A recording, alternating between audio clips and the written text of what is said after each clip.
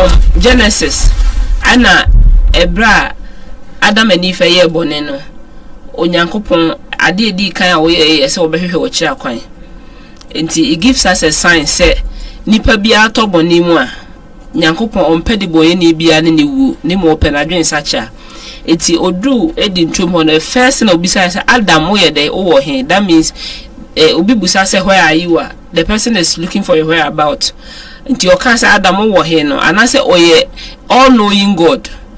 And yeah, will be say Elroy. Okay, Genesis chapter 16. Hold on, no. That the date, Dina, and Yankupon Dimba acquire Roy, no. Showing say he sees everything. And he has say no, and Kawanyamia whom be beer. All ban on him say Adam ni for my day or my phone. No. It in all ban on cow the judgment na the ebo also. But or buy no. The first thing away and so besides say Adam over here. Now pursue whom baby Adam and Adam answers so my who say in fact Omira. Praise the Lord. Hallelujah. Intinipe bia and a honey cast that was the first point in the Bible evangelism day. Start here. Oh evangelism will be our yard day. I'm ready. And at that time no so I didn't himself my phone but okoye no one kone bufumu. Okono demu ye day ebusa o mase ebusa say omo wo hefa.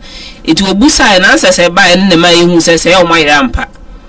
Praise the Lord. It's nature say Eradi Ogusua or kingdom business ni ma ohwehwa akra omaya from Genesis up to this time I ohonu. Enu so dia dance say said ye Eradi ehwehwe nipa no.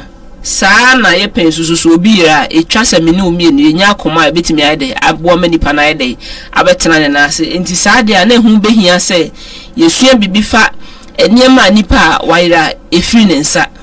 Enu bema obi o Kristo sumo hu se mehwe ase anase metobo ni mu a eniema se ne free mensa enipa ko so se no mo so ani gi o mahwe ase no ho me sure say twa picture we say the Christians a obi hu the reason why was o dey oso ne tin ne mu ye no oso ne Kristo sumo so ye. Verse 3. So he told them this parable. What man of you wait verse 1 or say Pharisee for near day. Now the tax collectors and sinners were drawing near to him, and the Pharisees and the scribes grumbled, saying, this man receives sinners and eats with them. Or say sa papa we say where they or say oije ne boye for. Now say from the onset Christianity are facing problems from day one up till now. Say Genesis Eradi akohwehwe Adam ni Eve na ohwehwe omu wiye no Adam nkasa ye ma ni hu se ahunu bi amaye eti otwa mefa se ode atemu ko omo so hwe ha se so faasi ni tojefo no so hwe de omo ye omu nwi se de be ye e kan se oyi ne we je ne boyefo no no won didi na che from that time no Christianity has suffered to the point say Kristo wo honom no kwa na obi aye bone opese oboa no still na e woni pa bi honom mo ye dey omompene so enti se Christians ye hu sa de we ya ye wo church mi no obi tofem a wo be hu sa nipa ko bi ani age se sa nipa na dey atobo ni mu nti wo hu sa unim sa de nti wo be try se nipa do be sa gina ne na so bi. Praise the Lord. Enti bia wo church bi mu anase wo group bi mu obi atobo ni mu ye be se enya nipa ne wo honom. Those times are trying times are say utimi bo nipa na mani gina ne na so a ono so obi tosa atebia no obetimi ade apagya na gina honum bi but there are times are nipa ne tobo ni mu aboso obi a twene ho. Praise the Lord. Hallelujah. Obi akọ problem bi mu na e wose ye bo anu boso obi a twene ho okura bebe ne kura benya asem ebi nie Kristo yes oji omo Pharisee for nso wo dey omo nti omo ho asese wo dey oni a de bo ye for dey etu anamo. Enti ye woni pa bia they are not interested in evangelism. Ontia se de enti e wo se wo boa ma Kristo ahini nim ye dey etre. Na se omo ne ye nye dey enya adwene wo ho. But yen hye ne so se ye tutu ya na mo si Kristo die mu no so di adanse se ade bi obeye ye bi atwase ye so ye dey ye bi. Enti se oni ade boye for edidi a eye den na ye de ye se obi wo boni mu a ye wo a scope of people kwa ye preach kire omo. Na ye ntimi enko omo so so matoboni mu nye dey enyi omo ma Kristo.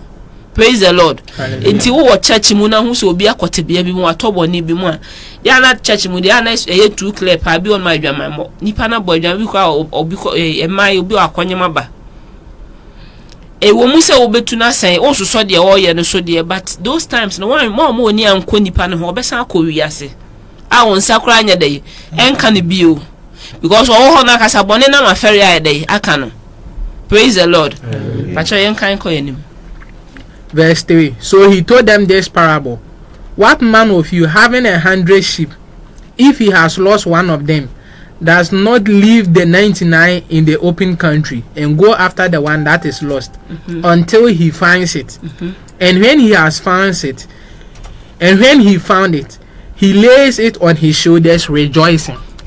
Praise the Lord. Hallelujah. Pacho on say adena all kind nyina no. Christo he's bent on saving somebody. On say I na here to the extent say was starting kasa wa bebuom. On tia say Pharisee for no so yes anti sa na wo say wo evangelize that say attitude na wo say wo so nya wo ye evangelism na wo try say obetwe nipa akoma be erade no. Omo no wo nya adetwa say wo ye zealous say de na Christo aye no. Ono so wa sha say kan say match omo opese wo kire omo say ono de wo ye do nim de wo ye. Inti church obi atoboni mu enye se bia se bi unim de wo ye nti na wa ba nipa na opese wo boa no wo benya nkofo wo nchen a ade unso sa na ote ana but una wo the mindset nti a wo ye de se de be ya I quite remember church member bako o so wo ye ana na we jaya sorry for a while until me realize say wakowo aba wa starting the juma na ho na makotena ho 5 minutes me ne ya me say oba no ho te say na o ma church o me call ho consistently after there was one day me call o say so of my pacho ukwada sorry na da so ho na oh e da so ho I never say ya bra sorry you but me call ho kakan na me ya ho te say if you to say sa kakan sa no after o say ukwada sorry ho me say oh e ho no ba ukwada sorry I feel all night mo da so me say I da so ye no oba efia da so nti say wabeye stoncha wasan begina ne na so bio o ka so obesa connect bia dada ne mu bio it sometimes akwanya ne ba se obi atoboni mu a me say e bia na de nti a so waye well built up ni nyina ye say obebo obi a waye de watoboni mu na ye yesu yi ma ye hu say Kristo ahoden a wonya ye de twa Farisifo ni gu ye ne no na wo so nso ye de unya. Praise the Lord. Hallelujah. Now let's read the tree. Verse 6. O say na obafia o frefre ne namfo nom ne na fi pamfo boa no ka kire won say. Moma menimu aninye na mahunu mi dwan a oyera ye no. Abebo na mu na owo no. On say o say nipa na waya no ko dwan na waya no ko hu na oye de ofa ne bo ne kon ho. It talks a lot. Ofa ne bo ne kon ho na nanije. Na nisa de eje. Nipa na ko atobo nim no de na ye de. But wo hu anije a odi ko hia no odi hia no so asan de wo de na bo ne ko. Je say o kire say na ni nwu obaba ko pe na waya na ho. O de ni kire the whole world say sa ne ba we no ko bo nim asan de. Enya ne bio. Enti etwamfo ni che se erade na ni ku ade mo yefo ho ohia omo se ode omo be chewi ase se omo so se nipa no yi omo friti bia bi mu do omo ade abate bia foforo mu enti se we kingdom minded ana se Christianity we interested in say ahini ni mu betra qualities we mu na ye hia o ya do ya eye but se wo be manipa ba ko kra abaye Kristo dia no eye pa. Praise the Lord. Hallelujah. It must say your pastors no sometimes obi otimi fro wo hwe esu bi oyi na di pressure say wonamu na ni gide ya atofem o ye youth leader anasa o ye panyi bia wo church mu a masafo ni bi hunya dai ehia wo se nipa bi no oba asori prekope o ma obegusa no obi kwatimi ebold ka say de mahwe ase o arehu say nipa no wo som ni mu dada unse ade ayira na chese na ewo honom na yede ayira ntitwase yede yekohwehwe no. Praise the Lord. Enti ebe se ye yi bia begum no omo kɔ no so se wo se ye de ye me ani ku omo ho wo se wa hwe a wo be kɔ se wo kɔfa bia ba but omo wo mu na so no na bi so ye de ehwe ho. Praise the Lord. Ba cho yen kan kɔ yanim o se na obafia ofrefre ne namfo nim ni na fi fo boa no ka kire won se moma me ne mu aninye na mahunu mi dwan a oyera ye no o se moma me ne hwan mo aninye ne mo maninye na wo hu ni de ni dwan na oye de oyera ye no unsa the lordship ana unsa wo hwe I think John so a o se dwan hwefo bi aye de also odwan fufu bi na ni kunu nwan ho won free ade a won free ade a hwe so osan de omo ye de omo be ye de na wodi nwan ye di nwan ya hye won sa na omo a wodi omo free ade na ebi aka we ekwan mu na de watimi agya omo ho no aba wo bai watu punu no so chese ono kwa de wonya de wo hwehwe na chi akwan. It's happening in churches. Obi atobonimu serious a oje ne ho ba bi enye so obi amfi no tuwe so biti misia enti mo mfra ye kra kakra. Sometimes we hear nipa na okasa otimi se obenya nka obi nya dey emen na nka won sanye dey emfa ne mra ba bia na ogina ne bi ne kondo se obesan aba ba onya obi a. Praise the Lord. Enti ahaya disu ne titu ne se ye de hu ogina Kristo ogina bre ne se upon the Pharisee for the toje for no ye ni nyina still one condemn ya de moye for no ye dey ogina omochi. Praise the Lord. Hallelujah. Na yensha no so say ebre bia na odi Kristo achi a obemma ne wobone kwa so no ade efiri wonsa ya garment afesu so wasum die so ye dey efiri wonsa etisa niema mienu we say no wo honom na hu sa niema na efiri wonsa sometimes bia na nya adwamamo no akobo ebi okwa na kokobone unse ye bobone so pe ahwe nipakum na adwama na beba wadwenim but ye wo sun kitinkiti bi on ma e wo mu a etwa sa niema ni nyina wo ye dey wutimi yi free honom but yenko verse 8 no verse 8 o say je tabena ayira aye no. Let's jump to 11 no. Verse 11 o so oba ohwini no aha na o say onipa bi wo merima banu na wo mu kuma ne ka kire na eja se eja fa ahode a ye ne ha yan hye ne so nipa ne mane o mu mieru nyina ana ba akosi onye de na o mu kuma ne ka kire na eja se eja fa ahode a ye me de anu mame enti o de ahode a ye na eja de no o forcefully o je ne de na o che na setina mu de ma no o che mu mienu ye de e de ne de ma no enti ye ka se eja eni oba na chese na oba na first na oba eneja no eti ete said e obi a wa be join Christianity na ebi akwanya bi aba na wapati ayede age ne ho anase boni bi am na ayede free ne te bia owo mu eti no owo kisosum ni mu na sese wa ayede boni bi am na ayede am na tofem afa pesi ehu kwan asa ni pa obe fa so obe se obe se gina ne na aso bio eti sa prodigal son na wa force agire japade a se wodi akoba bia akose no ye be processor na ni ba ne ho so de kwan ofa so oye dey obisan begina ne na so bio eno be ma sa verse 15 verse 1 na yesua ho ade na edimu ye se obi free erade na sene so kotobo ni mu a sa nipa ne se onya coach kakra bi ti se de ebe koso Luke 15 verse 11 down ha say na nipa na ni be san ye dey aba no so na de enwa ne se obi hodoma o jampe first line there was there was what yankasa no say ya hye from 1 to 10 na obi hodoma otobo ni mu na person was a revive could do 18 without passing through the process also there unya ne sa. Praise the Lord. Hallelujah. Tipacho yenhwe hawa obako hwini no osibi na brabo sibi ye ne ekwan ofa so timi begina ne na so bio na ani da bi na oba kuma na boabo ani nyina no na otu kwan kwa chirichiri asa eti se waji na japade no oya oba wa force ya claim de eye ne dia wa ye de ama no waji de ko that shows say ade bia odeba de nchen bi odeba ma wo se wo ba purposely for erade asema obenya de oba se oba be pe bia no oba o ka che na o de odeba ma wo na odi ama wa wie no echi no eho ne asem no eno ma yehu se ewo se odi ade afie wade ho ma eye ade ye ntwam da ede ba ade so ne ntwam erade asem itide je se ye eni kwa se ye kwa sorry for either of the physical things ade bia ye honam ade bia enu nyina be ye bonus unso se ye hwe ahenie ne de bia tene ne kan ne enti eniema na wo de wo se wo hwe obeyi a honam famu niema na okoje ye o enu so wo hu ba bia de ne kokko wie enti se ye ko eja ne nchen a ahase ma yenya a clear example say ye kwa eja ne nchen fa ade a ye ntwam da because ye ankasa ye mpese ye betwam o pese unya da ankwa enu nti wo pese obey da wo betwam enti wo kwa etwa se wo ko che se wo ko perade asem atie se de be ya wo betimi de abo obra na wonya da ankwa de aka bia wa de be kan ho bia na be ye de ebe bonus.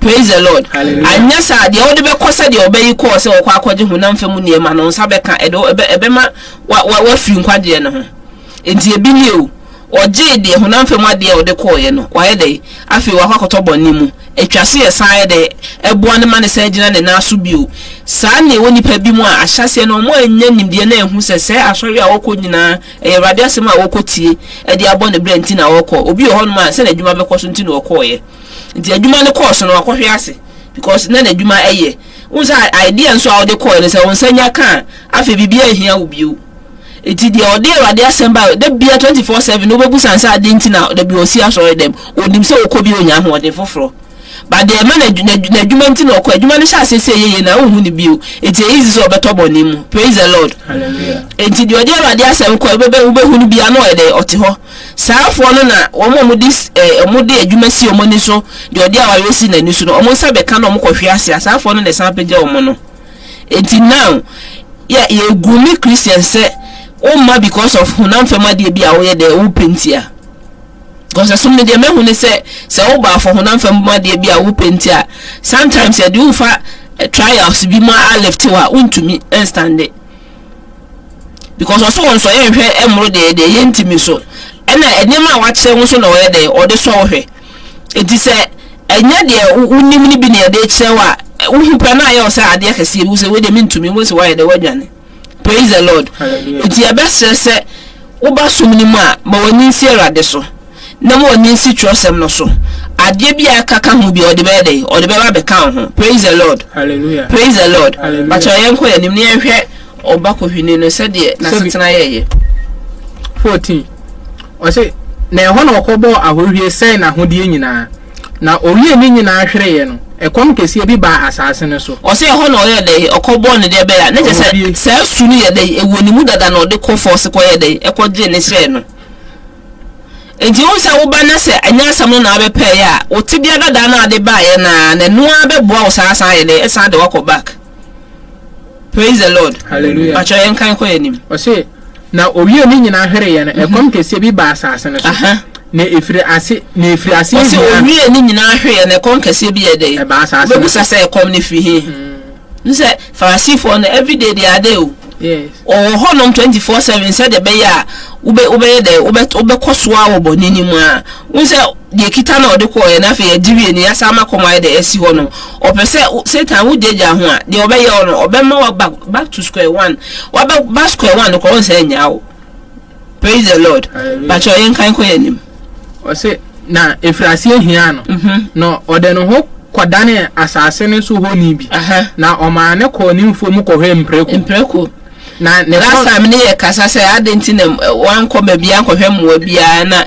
gise mpreku no ko hwe omo wo fa preku a unse ye so wo horo ne ho se de e bo sai de akoni film it talks about oba ho hwi no ne tibia no e de wo nti anya won se mpreku ho adwuma no ye de kokko ye e kire se de ne tibia nkasa ye de etie eti adware no ana wasa de wasa koto ni film praise the Lord it is adwuma na obeye nti afi obepese obefi hon ma de akọ a different place but yenko yanim na ne kondo se udi asehuna mpreko ni die ni bie ne koye de edo se on se kire the kind of person awoye aduane amu ani di no ne koye de it is he's like them praise the Lord nti obi a what bia we say mu bia no you can easily go nti obi a wo ba sumni mu a kakra bi no atoboni mu na asa come back you have this character what is say aboy sorry to say and then also I say the condo say obede obedi bi any peduane ho no but now akwakọ wie say obede obedi mu anaduane ni bi that means say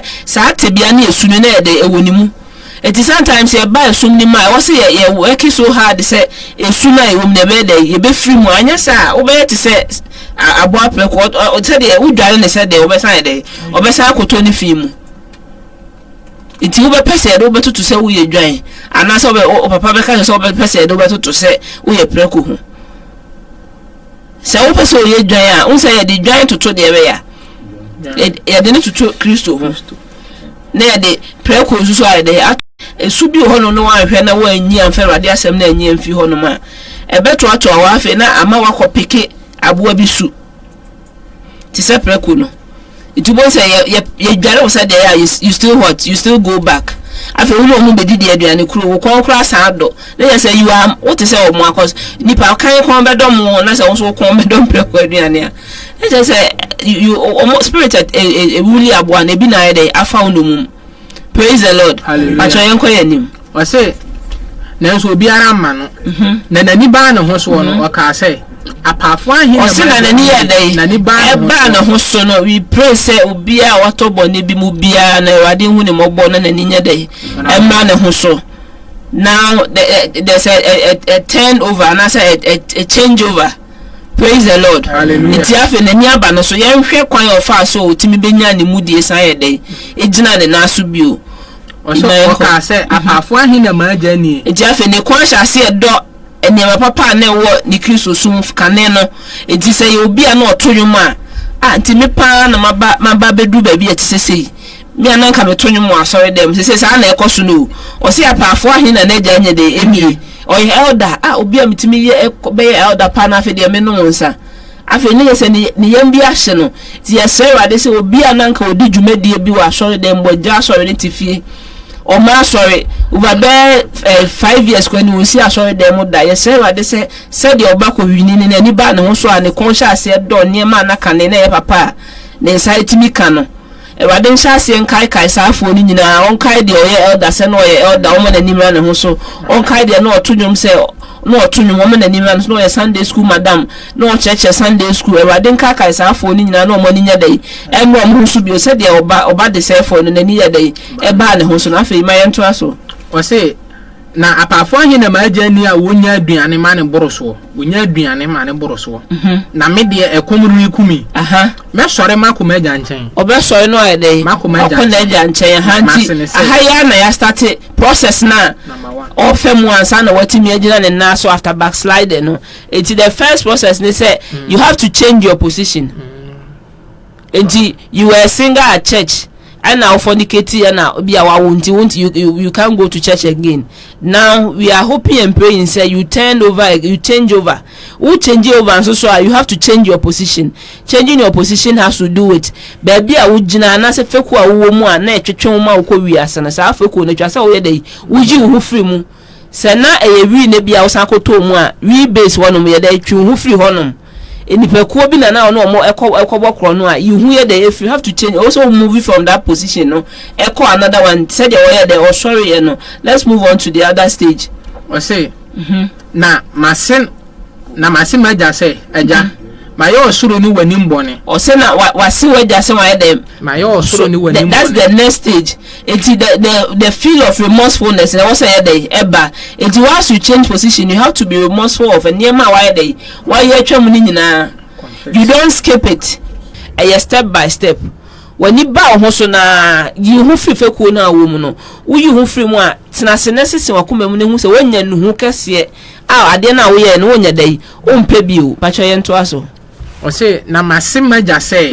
maye osoro ni wani mbone na me mfata say wo frame wo ba bi o se na wa de wase na ja say nti say confession ni lo wa sha say the air confess nti you see the stages say wo se nka obi toboni ma ofem changing position feel of remorsefulness after you begin to confess niema na why you know let's go on o say na osore ba na agya nchen osore ba na agya nchen now o change position no you have to be well directed he fa na wo change ya ofri feku ni mu ba no de wani a kire obi free we base was had that ne ho a kire alcohol room is a wrong direction. Praise the Lord. Hallelujah. And who change position now feeling remorsefulness now shall say oh confess here be careful who you turn to and yes sir nipa wo say ko di nsam ne sabe mo ayde wako wachi. Praise the Lord. Hallelujah. And ni baby a wo di wani ko he ne ensanfo ni ko kire baby e be sam mo adosu ko oboni ni mu bio. Praise the Lord. Hallelujah. Oba wo fio no so ayde osoye ayde e ba na gya ho wa kai na chi. This is a clear example says na baby na wo won ye sorry na wo mu ye na na otibikita omudie mu anka be ye anka ye dey sa wachi ne kosa church nim. Praise the Lord. Hallelujah. Ba na du ase Satan onye or the ferry e hon suntina or diet you say you should go back to the right master no because Satan the ferry be baby na wonti wadwen be you say ho de me ferry me nko ho no but e bi so na ho no na ensem na ho no betimi ade aboa mo otimi ade agina wo na so. Praise the Lord. Hallelujah. But you ento aso o say na oda so wa chirichiri no na agya hunu no. Now we are talking about said the eja wo say wo ye say oba no timi e change position no feel remorseful about it no confess ya na otimi hu na ehunu se e wo so oba wo wagya no hodoma na wagya no tebia ehia wo mu ni nti now this is directing us to pastors and as leaders in the church aha say no oba na timi afasa process ni mu nyina mu obi wo hodoma oba ne ba na opam no but yen hwe de sa eja we say no ye eja we no oba no say de ohuni frechichi no de ani je ye de ebe hia nti pastors how many times na nipa atoboni mu e ba church say na o si bi receive omofa. Praise the Lord. Hallelujah. Nipa ne ba no hwe I said the reception na ni Jesus say I'm always welcomed here. But obi ho na oba na wo wakone nemu aka sa na ye no hu. Oba na wakone nemu atime ape no asan ye de no aba wakum ne sunsun o ma bio. But wo hwe eja we ya or a clear example of a good father.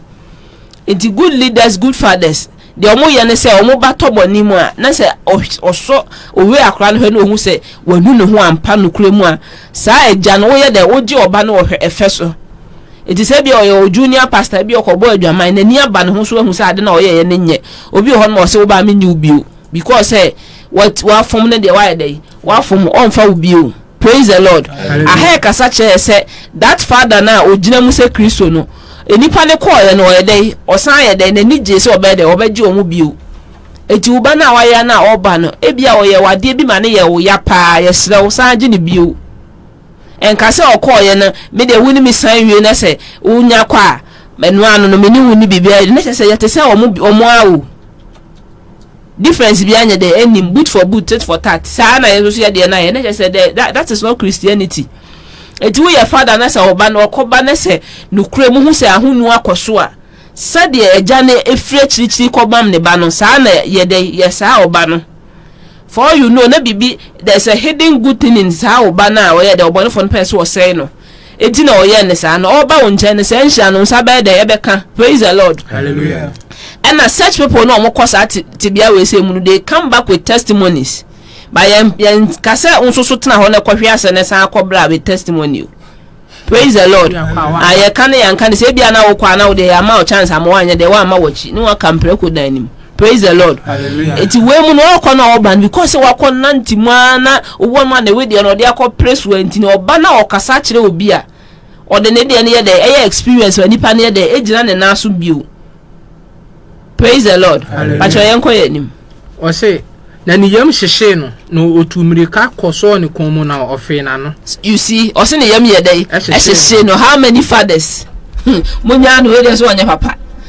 Oba kro oba ba nyenye ma ni nyina kro je omo ho no mako. This statement obi o wo boy wo tepe o ma bi won si aso dem ho no bi. Because one man who says oh no oba no. Juma oba be di ani. And then we have Pharisees around in the church o. O kan na ene scribes no o kan na no atwero bra mpatro ene sofo say o ba be nyenye ma ni nyina o Pharisee adwuma no scribe for no so atwero o ye na no up till now say for mo da so church Pharisees and scribes sofo ye teachings na no to no church o church ahwe time na sofo be kan asem ayi o ye na no apagya na sofo na o say ezuso na no ye hu se na wo ye say. We still have them in the church. Pharisees or no tenacia or those times or more tons are see and then for do. Don't this kind of blow. Momo ya say 24/7 they are sitting with the Bible. Or more pay baby a lapses no musia yes or more busane say and now say na fe de na de na so say nti they say de na yemfa. Woni onyankopon ba na say e ho foro kwan. Omodwuma da bi omo ye no they are in the church. It is also a pastor na who those people na say omo church ni mu na o fa na say obi asa ni mu a o kan asem na o so de ko omo ko kan okra na chi ma on sanya de on si aso dem ho no kra bi o. Praise the Lord. Say o church mu so na ye Pharisee ahwe o ye scribes aye de hwe etwa say wo da ne osuani say de Peter mo ye de na omo ye asuafo na omo tutu omo na mo ye de esi Kristo de no. Praise the Lord. Hallelujah. Ba cho yenko ye nim 21 na oba no ka kire ne se aja ma yo osuru ni wani mbone na me mfata se wo frɛ me wo ba bio o se na oba ne ka kire dia ne se de be ya aja ma yo osuru ni wani mbone na me mfata se wo frɛ me wo ba bio wo wento aja ne ka kire na ena aja ne ka kire ne nko ase mo mfa atade a eye no mra mmehye no. Okay. Na mo mfa petia nhye ne nsa o se ye hwe ne me ko so ha se o se aja me nsesen ka me dey that is a form of the humility. Enti o kra na wo ba na twase ehu sa ne ma we nyina mo esa osofo no besa kase ko so oba na se oba e no say me patrona me na me tonyo enti ma kwa abade am sa ma me tonyo wo ho brase na nwie penti so ofo no have every right to tell you say ko because who know what said there obi a watobo ni ma sa ba no be de obenu no ho obi so na me elder enti me pa mo cho mo sa fa me ko she elder ho process wu nya mfa mu nwie what skip it remorsefulness, I skip it confession, I skip it. Would do house it? Yes, I fired than the man. You who bless you be a day. Oh, I who know any day. It is sad that the father also has every right to because on you because or that's one who to be other than near day. Oh, praise the Lord. I feel young can't call him. Was it? And I done catch it and quase. Monfa atade a no emra mission. Now, Obia obeto bonibu mi ana no kremu. Obe change position, obe feeling remorseful, obe confess. Now all the humility na ejane so etimi accept no. And nema we na sha ase be kanensa. Please don't skip nema 5 na watch ho no mehwehwe sa nema we see. First one also oye ne dey. Mo fa atade ye ne mra mehwe. Mo fa atade ye dey ye na chese na de hye ne na nya dey na nye. Praise the Lord. A dear dance so obi ti boni mu na atade hye ne na nya dey enye it is soiled.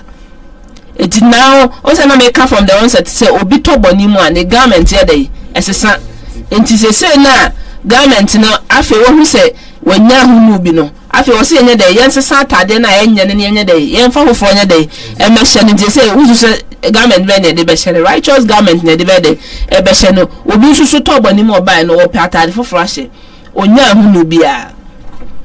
Praise the Lord. Hallelujah. Oba no wose yenya ne dey ye man atade foforo nya dey enhye enso ahunu nya dey enkoso confession course or that's why we fake wo dada na we dey ofuru ba ye na mu or expect say ye be man a nice garment I dey ashe ima what next o say na mo fa peti anhye ne nsa no mo fa de peti anhye ne nsa that is ring be a marriage be the ring na dey symbolize the moment a wodo bone beto hono ma obesa be Kristo mu no Kristo oye dey wo ware ye fellowship enti that fellowship na aba beto no ne ntam no e wo say you sealing with a symbol enti no the ring ne dey be hyew enti wo ba ye na wo da so a wo boni mu na wo ba ye na ye nya unya hunu no obi peringa hye.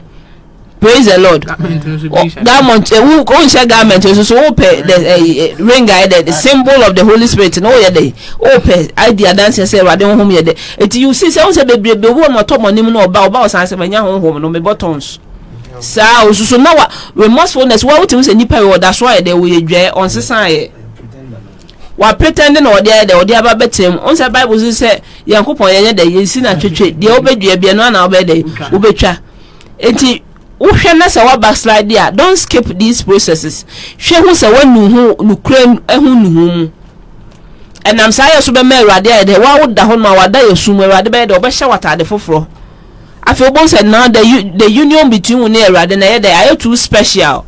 Let's go on.